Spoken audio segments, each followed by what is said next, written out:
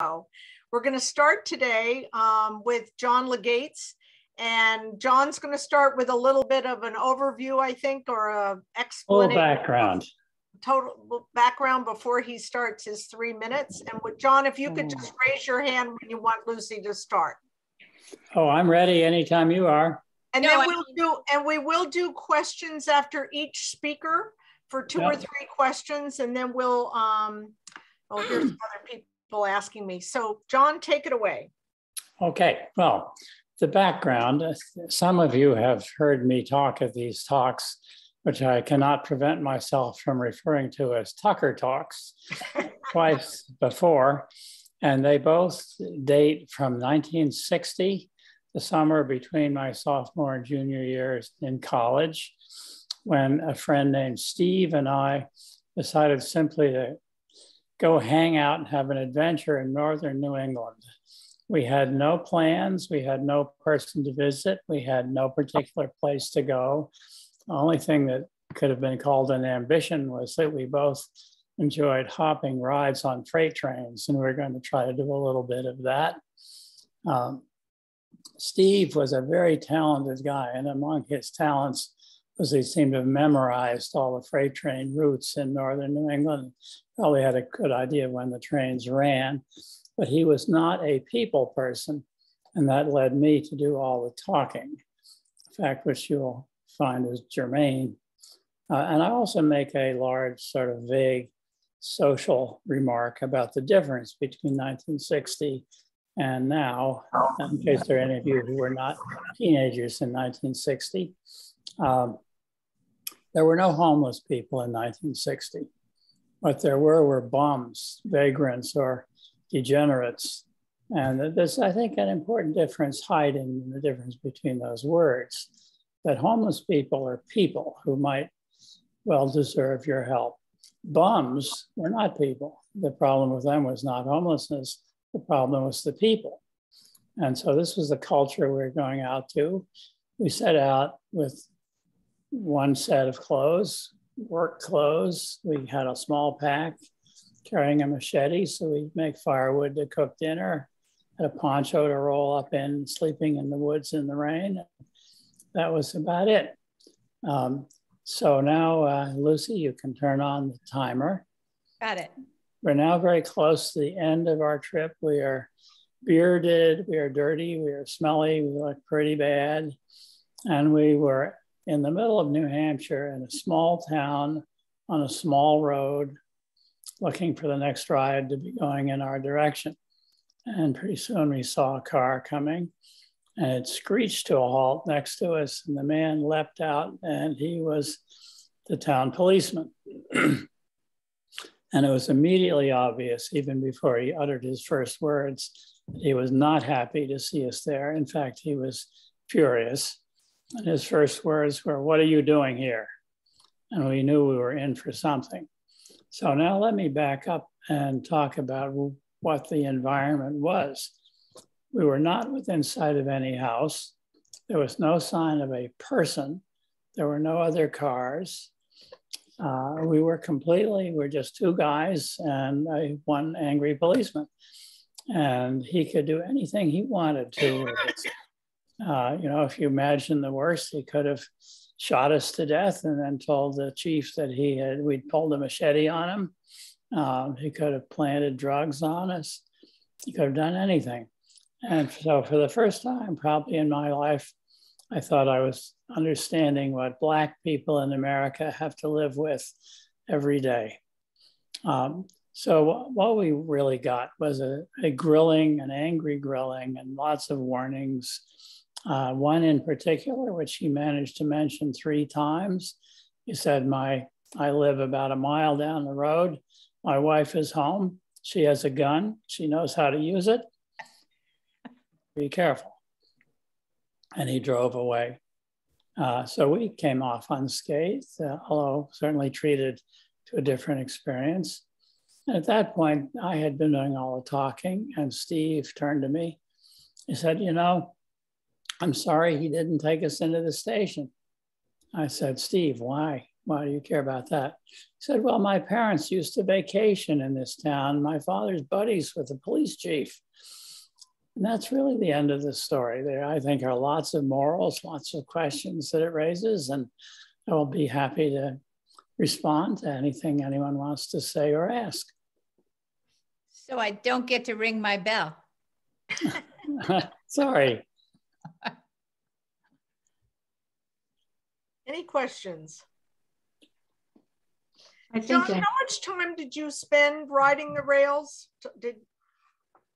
How many, was it months or weeks? Oh, this was a couple of weeks, only a couple of weeks. We did get in a ride, maybe, who knows, might have been the last people to ever ride on the St. Johnsbury and Lamoille County Railroad, which no longer exists. And we got a good one on the Vermont Central, which I think at that time was owned by the Canadian National. And those were the people who amused themselves at our expense, as a subject of an earlier story. So John, where did you spend the night that night after the policeman left you? Well, we'd be in the woods someplace. Oh. He asked us, questions that we couldn't give a good answer to, like, where were you last night and where are you going to spend tonight? I thought it was interesting what he didn't ask us. He never asked us our names, never asked us for identification. In other words, our appearance was all that we were to him. We were not real people otherwise. I incidentally had a New Hampshire truck driver's license at the time that I could have showed him, along with my standard Massachusetts regular driver's license. Did he call you any See a hand. names? Or I don't hear a voice though. Oh. Del, did you have a question? I think you're muted. I had a question, John. What did you do about food? Where did you get food? My memory is very thin on that. We had one time we were invited to dinner. I told the story of that one before. And there were a few times when we got odd jobs during the day. We were actually looking for them. It was mostly haying. It was the first cutting season, and it's hard work. And it goes on all day, and they'd sometimes give us a lunch or a dinner. Otherwise, mostly we would buy ingredients at a grocery store and go off in the woods and light a fire and cook them. We were plenty dirty by the time the policemen got to judge us on our appearance. Sarah Bishop, I think you have a question. How did your parents feel about what you were doing? They had given up on me by then. They knew I was going to do what I was going to do. We had no way to keep in touch with them. Cell phones hadn't happened yet, and they were up at our vacation home in New Hampshire, which didn't have a telephone then, and it doesn't now. So they just figured I'd turn up sometime, or they'd read about me in the mortuary columns. Police blotter. Great. Well, John, thank you so much. Mary Gaylord has a question. Oh, I'm sorry. Can you hear me? Yeah. Yeah. Okay. I thought before you couldn't hear me. I was just curious, John, did the policeman, was there any name calling, any disparaging description of you, or, stereotyping of you in any way? It wouldn't have been the same as for a person of color, but did he have choice language to describe you? No, he didn't. And I would say that the thing that you're looking for was the whole event. Our appearance caused him to stop and make us feel as uncomfortable as possible, get out of town. I had a certain temptation to be sarcastic to him about his behavior, and I restrained myself. I was the talker, and I was relentlessly polite and responsive. I didn't give him anything he could hang on to start a fight. It was, I had two responses at the time. One was this was not a pleasant experience, and it might put us in some kind of danger. And the other was I kind of don't mind a challenge, and I can usually get my way through things. And I was interested to see what kind of taxing I was going to get. But it was very clear we were in a world in which who we were was defined by what we looked like, and that was not high society. Great. Thank you so much. I was just looking, you might all want to mute until you talk, so it'll keep some background noise down. Thank you very much, John. Appreciate it. Okay, Rosemary Lloyd, you are next. Thanks, Tucker. Hi, everyone. So Kurt Vonnegut and I spent some time in a cemetery once. Before moving to Boston and becoming a minister, I was living in Rochester, New York, producing a lecture series that featured prominent authors like John Updike and Maya Angelou. In 1995, Kurt Vonnegut was our guest author. It was the 25th anniversary of the publication of Slaughterhouse-Five, Vonnegut's fabled absurdist novel about the bombing of Dresden, Germany near the end of World War II. The bombing was so fierce, firestorms engulfed the city and tens of thousands were killed. The reason Vonnegut wasn't burned to death was because when those bombs fell, he was a prisoner of war in the basement of a converted slaughterhouse. Now, the central character in the book is called Billy Pilgrim. In a newspaper interview before his Rochester visit, Vonnegut told the world for the first time that the character of Billy Pilgrim was modeled on another POW, an awkward fellow named Ed Crone, who, as it happened, was from Rochester. Now, on the drive from his hotel to his hotel from the airport, we offered to take Mr. Vonnegut on a detour to Mount Hope Cemetery to visit Ed Crone's grave. Well, Vonnegut looked confused. But he's in Dresden, he said.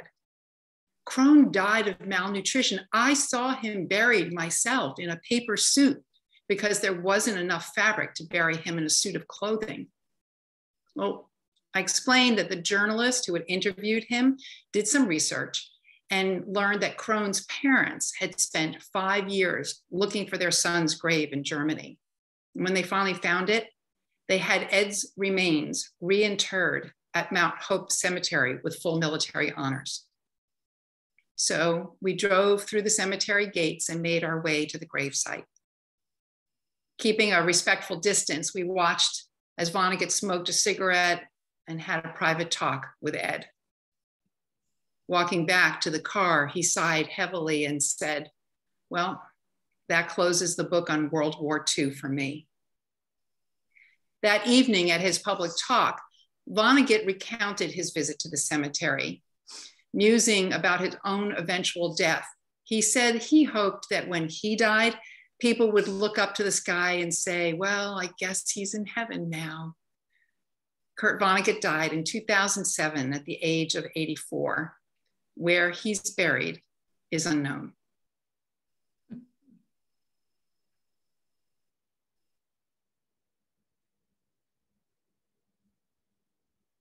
If you have any questions.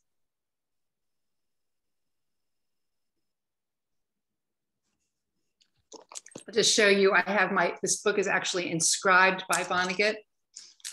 And inside it says, for dear Rosemary, who visited Billy Pilgrim's grave with me, Kurt Vonnegut, Rochester, May 4th, 1995. Oh my gosh. That's wonderful, Rosemary. Great story. Okay. No other questions? I love his signature. Well, I like the whole message, but I love his signature. Can we see the signature again? Sure. It's very interesting. It's quite a scribble. Oh. But down here, there's what appears to be an asterisk, which for those of you who are Vonnegut fans maybe know, excuse my French, but that was his symbol for asshole. I love it. Wow. That's what he said. Wow. Thank you, Rosemary. It's really interesting. Okay, Sarah. Okay. My Honda needed repairs at a dealership in Everett. No family member was available to drive me back. What to do? I had a plan. On a bright, warm, sunny morning, I headed to Alewife, where I left my bike and then drove to Everett. I returned on the Orange Line from the Wellington T-stop to Sullivan Square, Community College, North Station, State Street, and Downtown Crossing, then to Red Line and Alewife. My bike was waiting. I set off on the bike path. I went by Spy Pond and a playground as the bike path crossed streets and ran through neighborhoods on its way up to Arlington Center. 1.5 miles, easy. I continued to Lexington, 5.5 more miles, easy. Bikers, runners, rollerbladers, and strollers headed in both directions. I headed south from the bike path to connect to Minuteman National Park. I wanted to avoid major roads, so I headed to Paul Revere Road, I thought, which is at a bridge over Route 128. Somehow I got totally disoriented in a maze of small side roads. I tried to get help from Google Maps, but mistakenly entered Paul Revere Street, not road. I headed off, but I knew I was not going the right way, and I ended up where I started. I asked a woman for directions. She did not speak English. I was literally going in circles. I asked another person who was clueless. Cul-de-sacs tormented me. I asked a truck driver. He sent me on a wild goose chase. I kept a laser focus to avoid drains and tilted manhole covers. I was lost in Lexington. Ridiculous.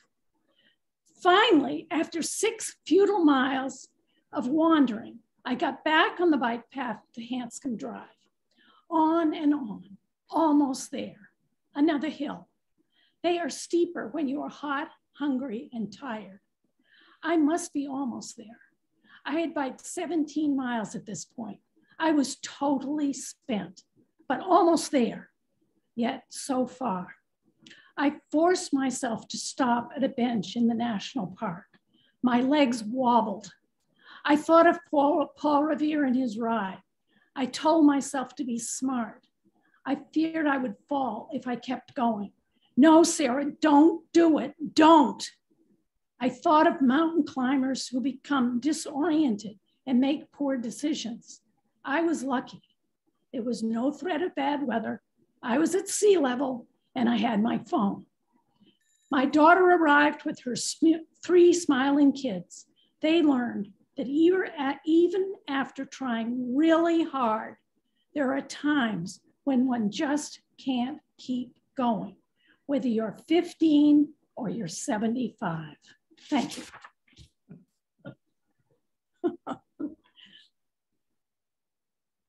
Any questions? Don't do it.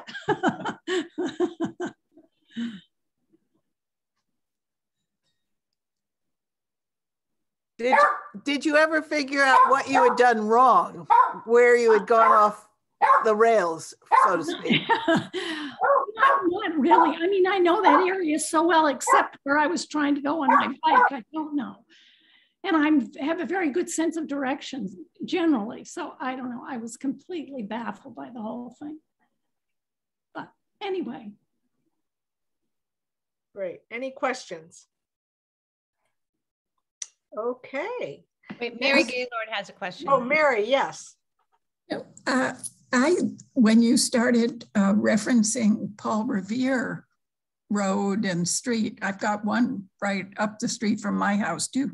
I thought you might be going somewhere with Paul Revere himself and his ride. And you made me wonder if Paul Revere had any moments on his ride of wondering where in the name of goodness he was. And there were fewer roads.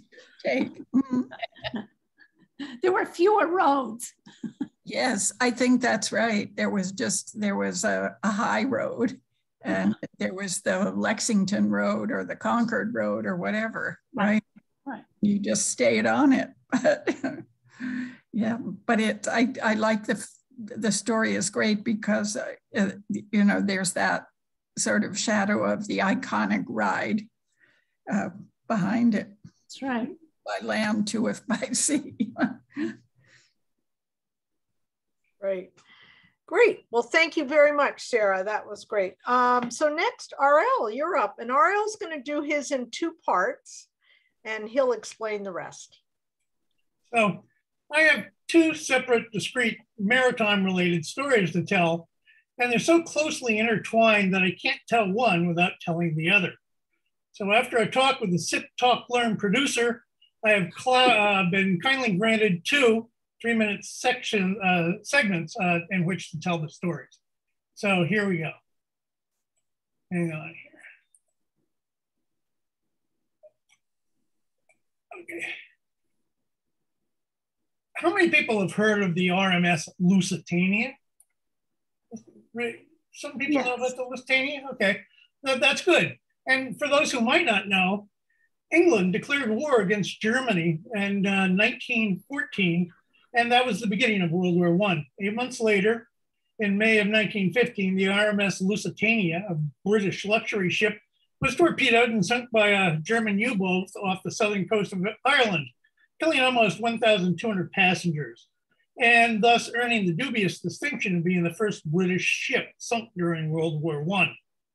Of the almost 2,000 passengers and crew on board the Lusitania, about 1,200 or 60% of them lost their lives. Okay. Anybody heard of the Athenia, the SS Athenia?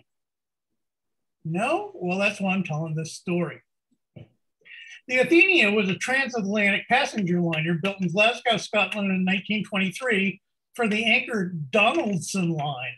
She worked between the United Kingdom and the east coast of Canada. On September 1st, 1939, the ship left Glasgow around noon and arrived in Belfast that evening near 8 o'clock to collect another 136 passengers. The next morning, she arrived in Liverpool. Now, those boarding in Liverpool would have read the newspaper headlines announcing the German invasion of Poland, which had begun just the day before. In Liverpool, the captain received advice from the Admiralty about anti-submarine procedures to be followed, for war with Germany was a real possibility. And he was commanded to follow a zigzag course north of the usual trade routes and to sail the ship blocked out at night. Well, after another 550 passengers boarded in Liverpool, the ship set sail for Montreal. On board were about 1,500 people, and because the drums of war were getting pretty loud, several transatlantic sailings had already been canceled and the accommodations were crowded. Some rooms designed for 2 people had 4 people sleeping in them. Well, by dawn on September 3rd, the Athenia had cleared the northern Donegal coast and was headed out towards the North Atlantic. At 11 o'clock that morning, a radio operator on the boat received a message that Prime Minister Neville Chamberlain had just announced that Britain was now at war with Germany, and the news was passed on to the passengers.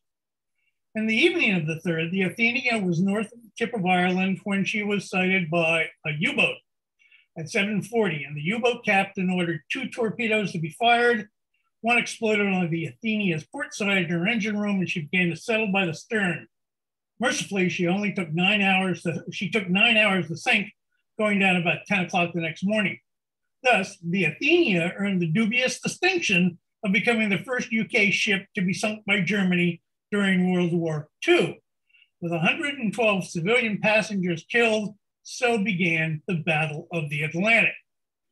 Several ships responded to the Athenia's distress, 2 British destroyers, a Swedish yacht named the Southern Cross, one of the largest private motor yachts in the world, built by Howard Hughes and owned by the world's richest man, a Swede named Axel Wintergren, who founded Electrolux, as well as the freighter Knut Nelson from Sweden and a cargo ship called the City of Flint. 223 passengers were picked up by the Southern Cross, but Mr. Wintergren was en route to the Bahamas and eager to get out of the area. So they offloaded the passengers to the city of Flint that was headed for Halifax.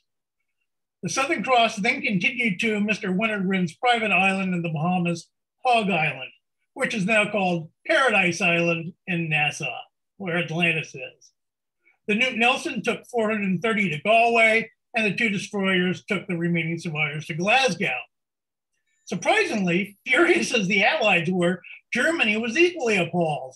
At least initially, even at that late hour, September 3rd, Hitler believed that he could persuade Britain and France to keep out of his land grab in Eastern Europe. He particularly did not want to antagonize America. He issued specific instructions to all submarine commanders not to attack passenger ships. In those days, Hitler thought that he could actually control events. When he learned of the sinking of the Athenia, Hitler was furious. He chose to categorically deny the sinking. Berlin launched a vicious propaganda campaign which blamed the sinking of the boat on Great Britain.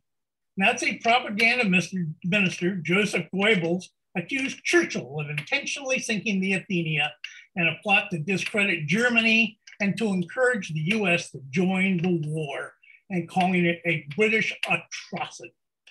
German Naval Command then went on to falsify the logs of U-30, so it didn't even seem that there was any record of that.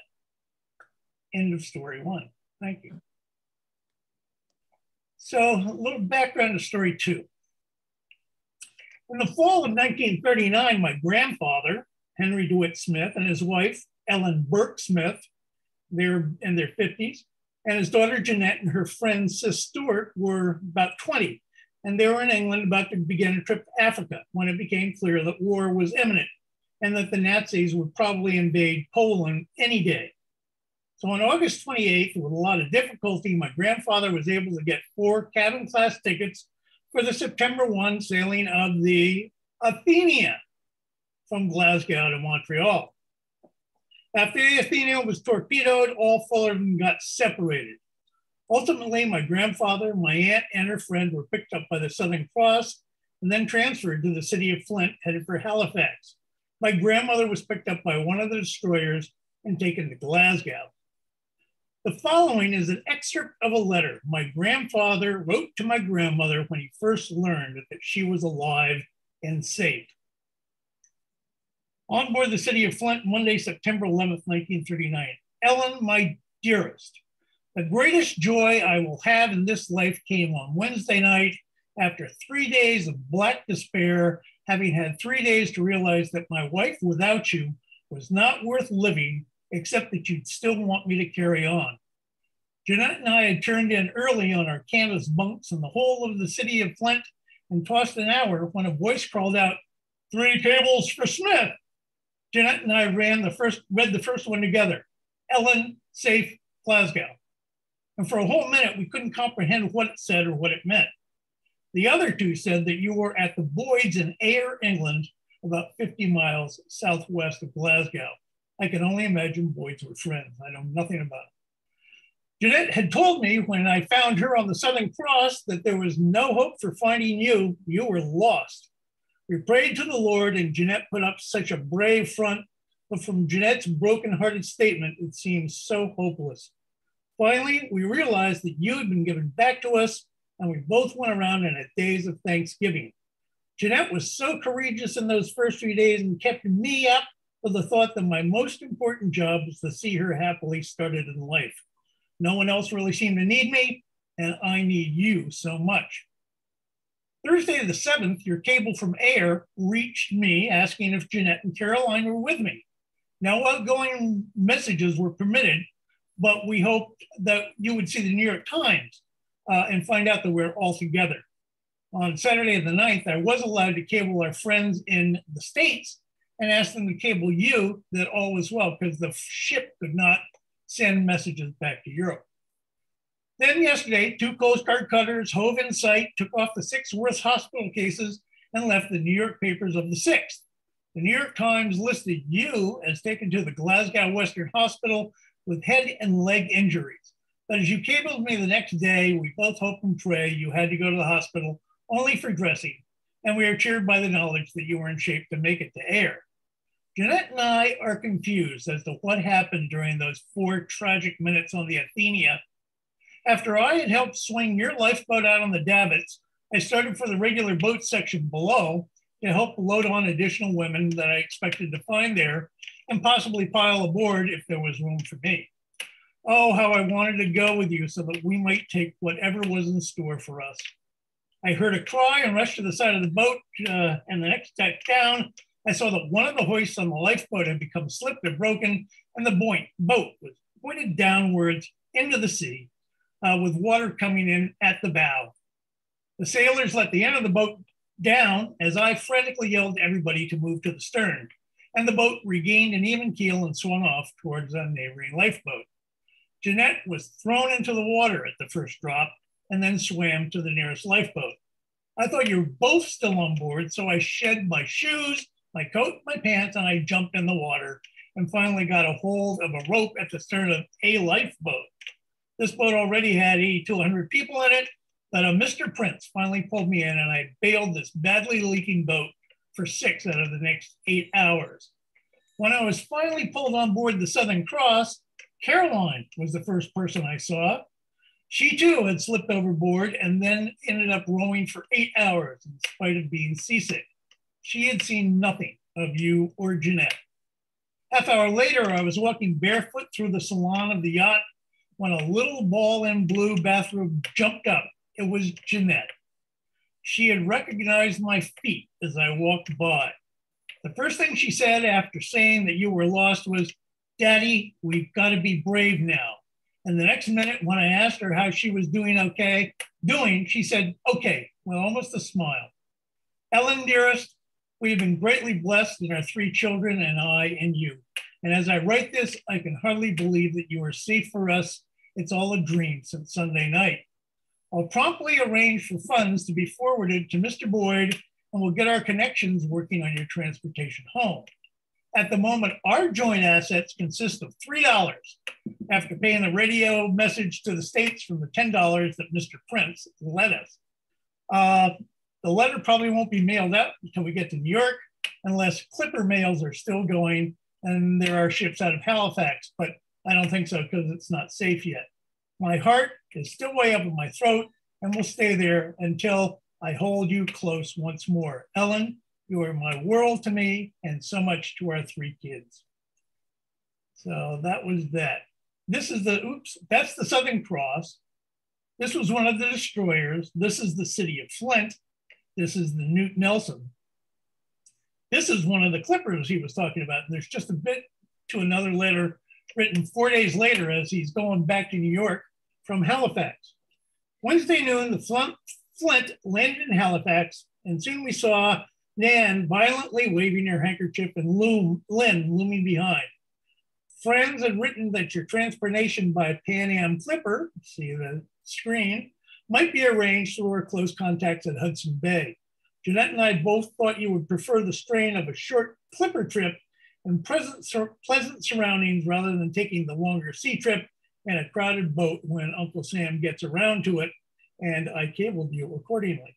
So the Clippers had only started flying 2 months earlier. These were very, very new and there was no other way to get across the pond. So we stayed in Halifax in an attractive hotel, and then we've taken the Canadian Pacific Railroad to the Boston and Maine, to the New York, New Haven, and Hartford, to New York, rather than go to New York on the cutter that was provided. Aurel, I think we need to stop. A trip to New York will take 30 hours, but that's it. And the final thing is, there's family lore that my grandfather's hair turned white while he was worrying about the fate of his wife. And there you go, it is white. So yes, I went way too long, but couldn't stop. Thank you. Exhausted. Aurel, how did you get all that research? So all I had was the letter. Somebody had found the letter. My niece had transcribed it. I had a copy of it that I scanned in and was able to edit down. And then the last week I've been learning about the Athenia and how she was sunk and et cetera, et cetera. So I did the research on what happens after that. That's phenomenal. Wow. Thanks, So John, I wonder if there's any Donaldson relation, because the ship was going to Nova Scotia, and that's where, wasn't your family from Nova Scotia? Exactly, it was exactly. We are exactly from Nova Scotia, but I think all our fortunes went down with that boat. Anchor Donaldson line. Any other questions for RL? And bad boy, you went way over, but it's a good story. Thank you so much for giving me the time, Ms. Producer. Well, I've never heard that story, so I'm glad to be on the call, Dad. Well, thank you, Abby. And it is interesting. Nobody has really heard about the Athenia. Everybody knows Lusitania. It sort of was the start of World War I. Nobody knows the Athenia was struck only about 8 hours after war was declared in World War II. Yeah, it was very interesting. Learn something new every day. And J-Man was also listening, so. He also didn't know that story. Thanks. I'm glad you kids caught up on it. Thanks so much. Any other questions for RL? Okay. Mine is not a question, but it is really remarkable that people can be scattered out into the ocean and find their way by one miracle after another back to their families. I mean, just truly a miracle. And to add to that, to survive in the North Atlantic, right, is remarkable. Yes, indeed. Mm-hmm. All right. Well, moving right along. Thank you, RL. Rob Donaldson, this is your first experience on Sip Talk Learn. We welcome you. Thank you. Thank you. A brief introduction. Like John, it starts out as a walkabout. When I graduated college, I went walkabout in Australia. I too encountered a local who had no interest in my being there.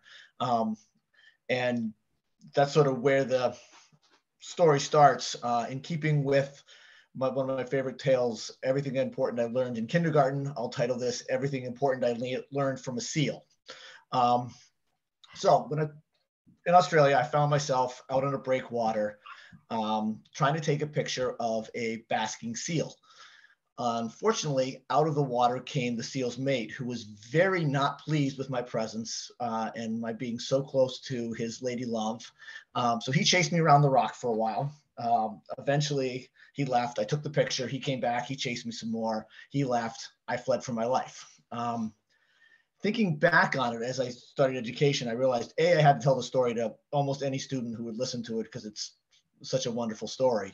But there's also a lot of lessons that I sort of took away for teaching. One is, whether you mean to be or not, you are often a threat. The number of students who have told me how scary teachers, me, any adult is.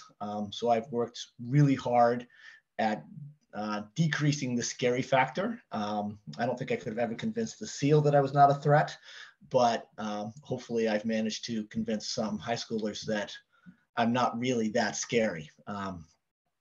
The second two are somewhat tied together. One is, to really embrace the randomness, and the other is to find the joy when plans go awry. In teaching, very rarely do plans go exactly as I had wished.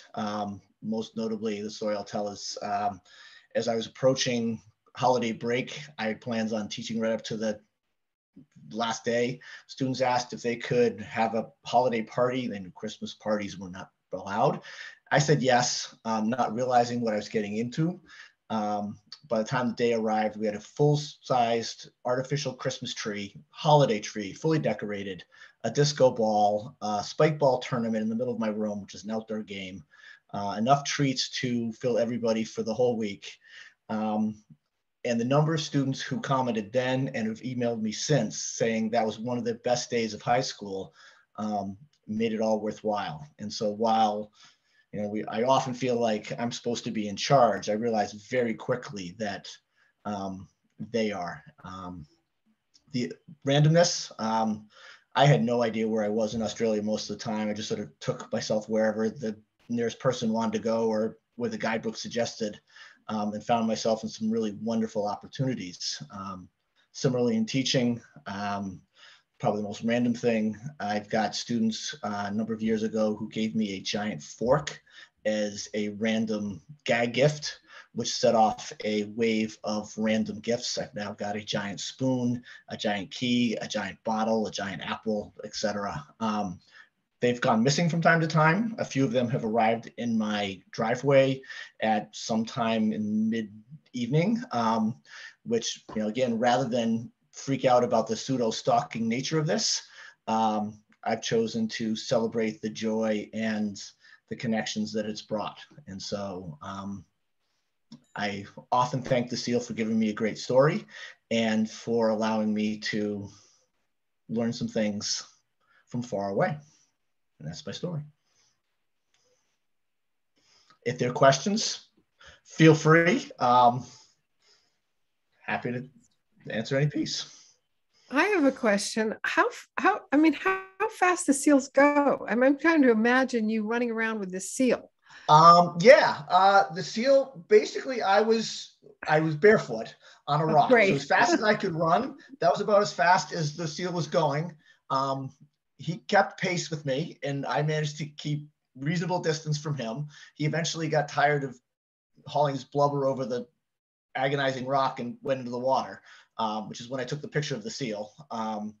He got mad, came back, we did it some more, and then I fled for my life. I was with two people who were on the other side of the rock laughing and taking pictures. So I do, somewhere in my collection of stuff, have pictures of me running for my life. So what would have happened had the seal actually caught up with you? Would you have been drowned? Would you have been bitten? Would you have been hit upon the head? What? Probably gored. I got back to the youth hostel, and there was the guy at the youth hostel told us that about a week or two before, somebody was attacked by a seal and ended up in the hospital with significant puncture wounds from teeth or tusks or whatever the appropriate thing is. So, you know, there's joy, Rob, there's fear. Rob, do you need a big sneaker? Why not? Oh my God. Just leave it on the driveway tonight, Lucy. Okay. I'll never know what hit it. I've asked a number of people who I thought might have left it on the driveway. I have no idea. I woke up one morning and there was a giant fork returned in my driveway. So, and what did the fork represent? I don't know. You didn't get an answer? I mean, to me, I could think of a lot of things they were trying to tell you. Well, the story is one of them walked into the other one's work and said, "Oh my God, you have a giant fork. Buy it for me. Use your employee discount." The first kid was kidding. The second kid didn't realize it, so he bought the fork. Apparently, it's hard to return a fork on an employee discount. So they debated what they were going to do with it. They decided they put it in a giant box with the Sunday newspaper and give it to their economics teacher as an end of the year thank you. And, you know, an odd craziness was born. Perfect. My room is one of the more bizarre places in the school. Where do you teach? Acton Boxborough. Oh. The high school. Great. Thank you, Rob. That was great. Thank you. Let's see. We have Ken Hurds up next. Hi, everybody. RL, I'd like to have a little introduction, but if you'll let me share the screen, I have a couple visuals too.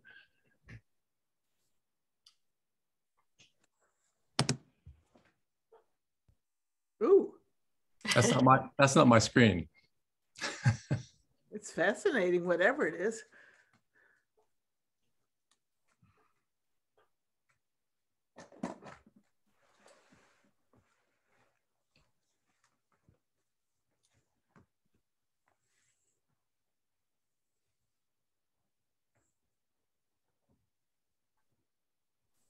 RL, you're on mute.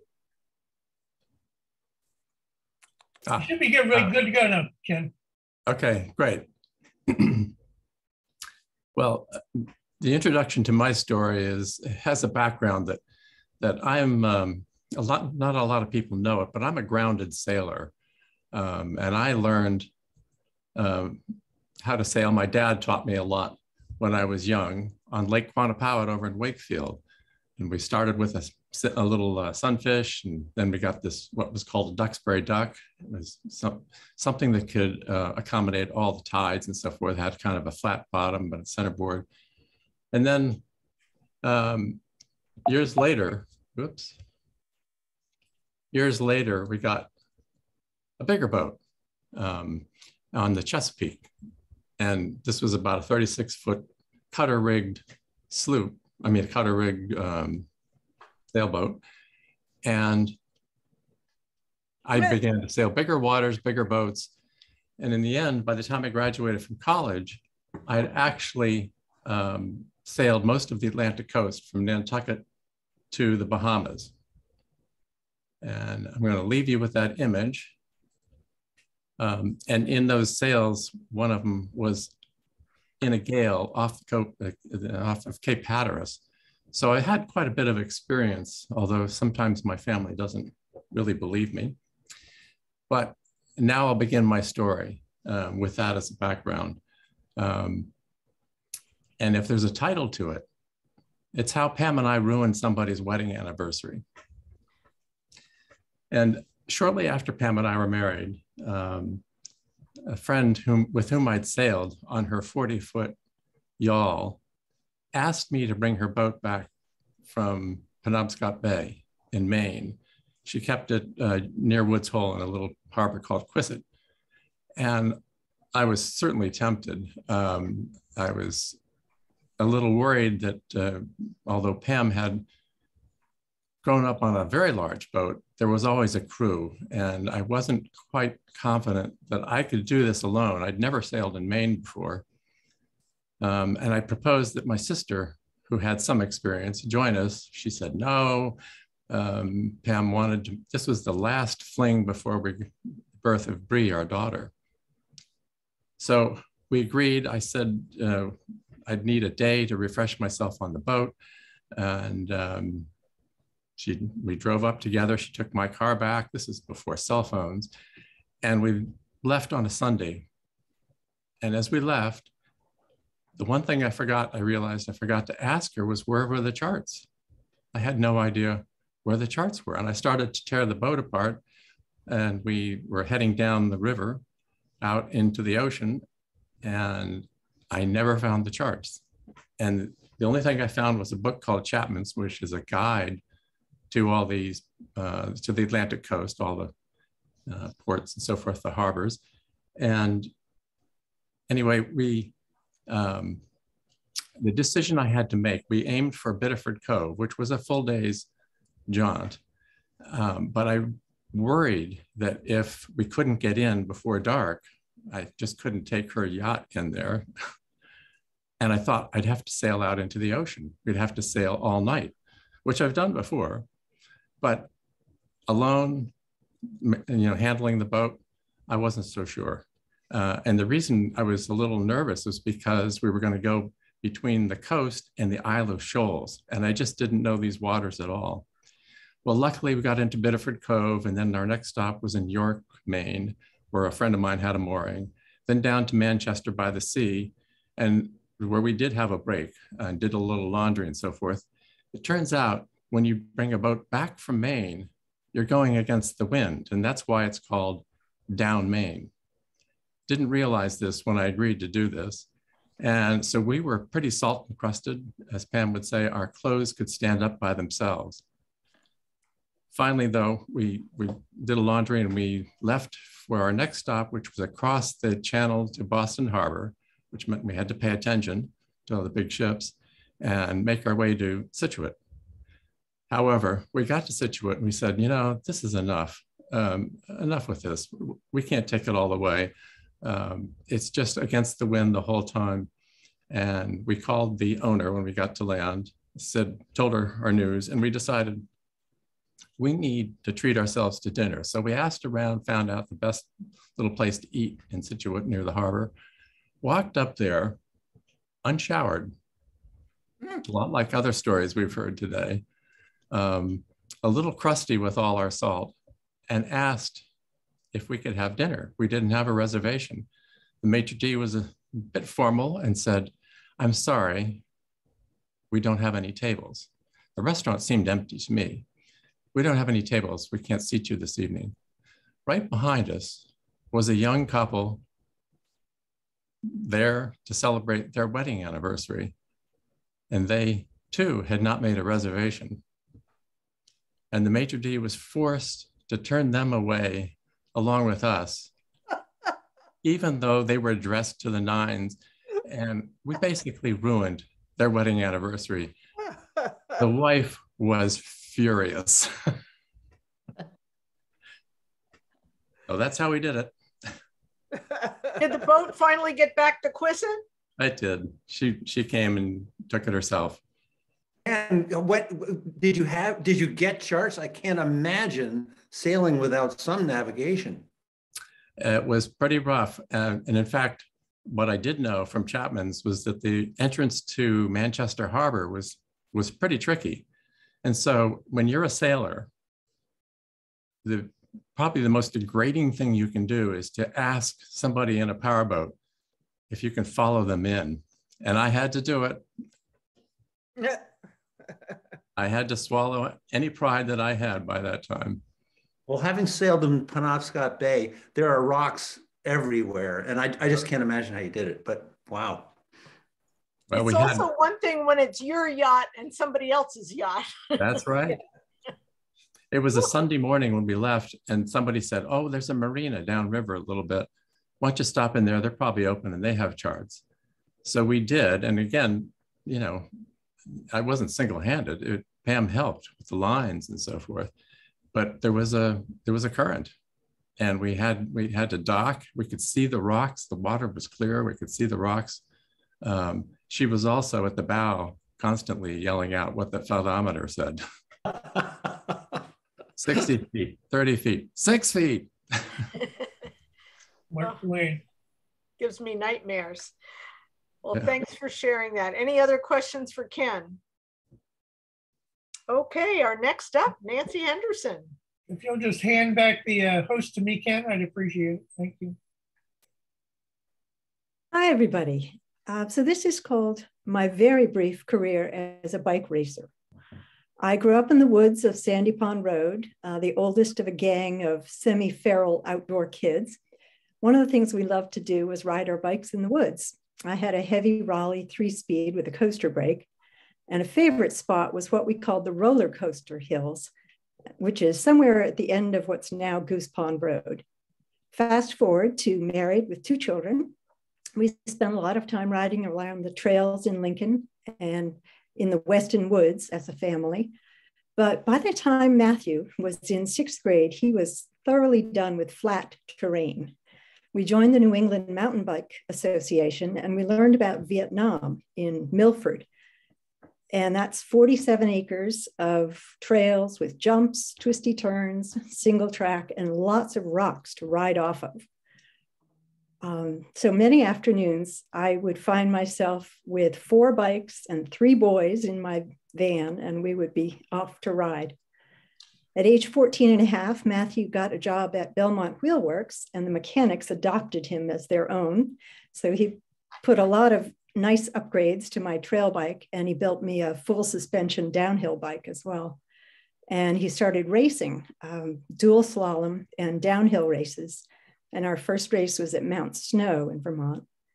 The dual slalom course consists of 2 parallel tracks built on an open ski slope with jumps and very sharp turns that are bermed up with dirt. 2 riders line up in the gate, the ramp drops, and they're off. And the winner of each heat progresses. The downhill races are in the wooded areas between the ski slopes, accessed by chairlift. So Mount Snow has a section called yard sale, since bike parts routinely fly off as the riders rattle down over the rocks. After the dual slalom was held on Saturday, the riders would spend the afternoons getting to know the downhill course for the next day. And I would take Matthew's slalom bike, which is a lens sport called the Spankster, and practice on the now deserted dual slalom course. As we were registering him to race at Platikill Mountain in the Catskills, he turned to me and he said, "Mom, you should enter the dual slalom." Well, if your 15-year-old thinks you can do something, you darn well better do it. So I entered. There were no other amateur women entered that year, so I had to race the pros. So of course I only got one race and one run, and it was eliminated. And my next race, sadly, there were no other women registered, just the two sisters who lived on the mountain whose father had built the course. The ramp flipped down and I quickly saw the back of the 12-year-old.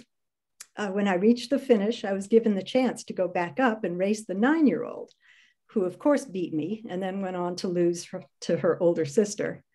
But my real claim to fame was on that last run. I missed a turn, flew over the berm, off my bike, did a complete somersault, got back on my bike, and finished the course to a smattering of applause from the bystanders. So that's one of my favorite biking memories. Favorite. Good for you. You may surmise that I miss my son a lot. I want him home. Any questions? That's a great story. Are any of your children still racing? Not racing. Matthew rides when he can, but he's out in flat Minneapolis. So he hasn't been doing the rugged riding very often. Amazing, no broken bones. Well, he broke his collarbone riding off Donlan's, the loading dock. That was an early injury, but we were so grateful watching those racers go down Mount Snow. And I mean, it's literally just a field of rocks and there's trees that they're going in between. And all the parents standing there watching these kids and older teenagers go flying down, thinking, please just don't hit anything. So we were lucky. My son, Ben, raced mountain bikes in Maine when he was up there in boarding school. And I remember watching his races and I would scream at the top of my lungs to whoever whizzed past me, slow down, slow down. Ben's like, Mom, you missed the point. Right. Oh. Well, I'm glad you made it through your curve over the berm and all of that. That must tuck and roll, baby. Wow, that's wonderful. I just have one comment. At that line, Nancy, when your 14-year-old son says you can do something, you better do it. Testament to you, too. Well, and I started riding horses when my daughter started. So I find my courage in theirs. And have you also raced cars too? Technically, yes. Not for speed, but for accuracy. What do you just mean? Against the clock. That's another story. Explain. All right. Dual slalom autocross out at Fort Devens. It's a course made up of traffic cones and very tricky patterns. So you're going very sharp turns. So you're hard on the gas, hard on the brake, just whipping the car around. So I did that to my poor 1984 BMW for a few seasons before I decided that I really needed either a purpose-built car or something a little newer. But it is so much fun. It sounds like you have a knack for speed or something. Well, you're an adrenaline junkie. Wow. Impressive. Thank you, Nancy. That was great. Nancy did one on flower arranging. You've covered the gamut here of one extreme to the other. Thank you. Did someone else have a question? Do I hear? Okay. And we're going to end today with Gus Brown. Gus, take it away. Thanks, Tucker. Just a little bit of introduction. I'm not going to talk about death-defying races, graveyards, ship sinkings, salt-encrusted yachts and sailors, or seal attacks, or giant cutlery. It's going to be a little boring. My background is I spent the last 30 years teaching companies how to do better at what they were doing. And instead of all of this stuff that we're going to talk about, I'm going to talk about something far more dangerous. And that's the First Parish in Lincoln. Uh-oh. And for those of you who, just unlocking my phone here. There we go, because I'm going to set the timer. Okay, so resume timer. Okay, so this is also applicable to anybody who's ever going to have any kind of interaction with another human being. There's a guy named Ferdinand Fornys, who's sort of the guru of non-performance. Personally, I would rather be thought of as the guru of employee performance, but he chose the other side of the mirror. And he said the number one reason that people don't do their job is that they don't know what's expected. And you think about that and you say, oh my God, we have handbooks and we have rules and we have posters on the wall. But the thing is that every once in a while, you need to find out what they want from their perspective, because these are their rules that they're working on.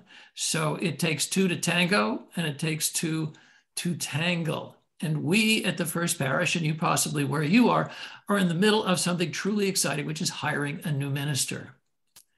And when we talk about, you know, finding out what we want and finding out what they want, the search committee, bless your hearts, came up with a number of search party, breakfast, lunches, brunches, whatever. If you attended one of those, good for you. If you were the host of one of those, bless your hearts, it's a special place in heaven for you.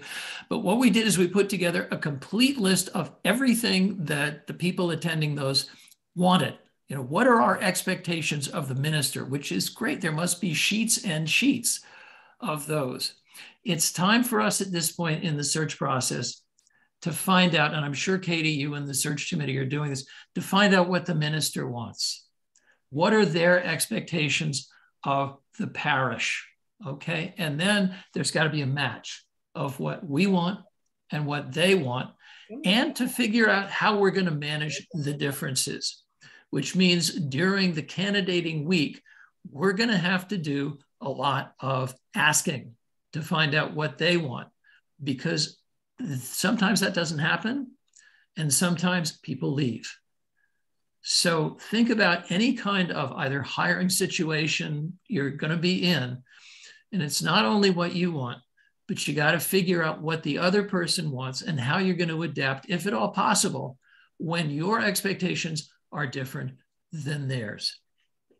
So confirm what it is that you find out so that you know, and they know, and you know that they know, and they know that you know that they know that you know that they know. So nobody can say what? It's an easy question. I didn't know, okay? So anytime you're doing any kind of hiring, anytime you're doing any kind of interviewing, any kind of work like that, make sure that both of you know where you're going, because that helps the probability that both of you will get to where you want to go. And that's 5 seconds left. Thus endeth the lesson. There you go. Any questions for Gus? Good. Either everybody's totally lost, or I covered enough points to make it interesting. It's different from the format of what we just heard, but it's important and it's useful from my perspective. So thank you all. Well, I just want to thank you for starting to raise that type of advice for First Parish. I mean, we can assure you that actually we are very much asking ministers what they're looking for and looking for that match. And we would certainly hope to bring to you as our candidate someone we think for whom we've asked all those questions.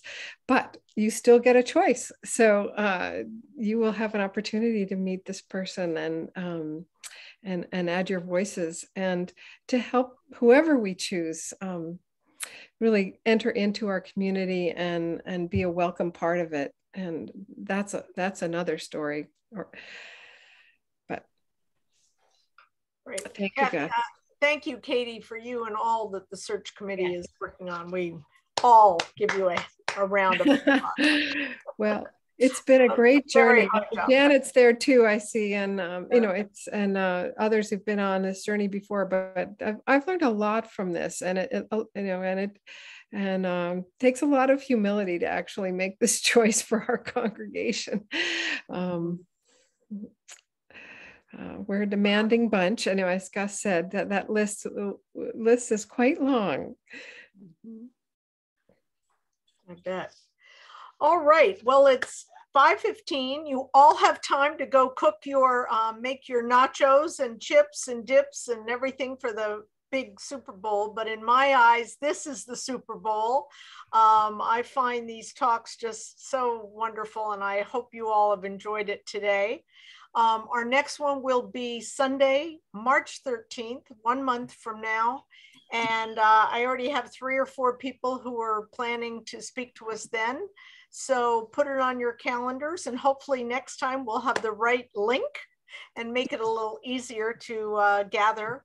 But it's so great to see, you know, people like Del Welch from Maine who are on, and the Samson Hamilton's up in Maine, and everybody coming in. That's the one thing about using Zoom for these talks, and our daughter's on from Portland, Oregon. So it's kind of makes sense almost than just being in the Stearns room. So I thank you all so much, and have a great rest of the day, and I hope your favorite team wins.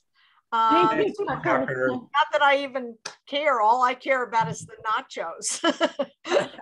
Thank you, Tucker. You're very welcome. Yes, Del. It was very helpful that you mentioned it in church today. I had it down, but I might have forgotten it. So I like the reminder that you, in the announcements. Thank you. Well, I always hate to say it too much, but I don't want people to miss it either. And this was recorded. So if you do have friends who missed it, who would like